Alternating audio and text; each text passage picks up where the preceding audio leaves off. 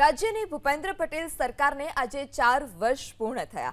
આ 4 વર્ષ સેવા, સમર્પણ, સુશાસન, ઔદ્યોગિક વિકાસ અને નીતિ નિર્ધારણના રહ્યા।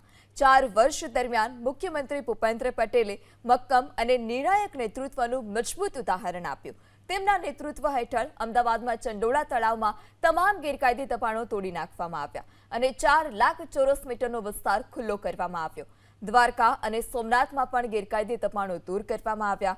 મુખ્યમંત્રીના નેતૃત્વમાં ભ્રષ્ટાચાર આચરતા અંદાજે 50 સરકારી અધિકારીઓ સામે કડક કાર્યવાહી કરવામાં આવી, જે દર્શાવે છે કે ભ્રષ્ટાચાર વિરુદ્ધ સરકારની નીતિ ઝીરો ટોલરન્સની છે।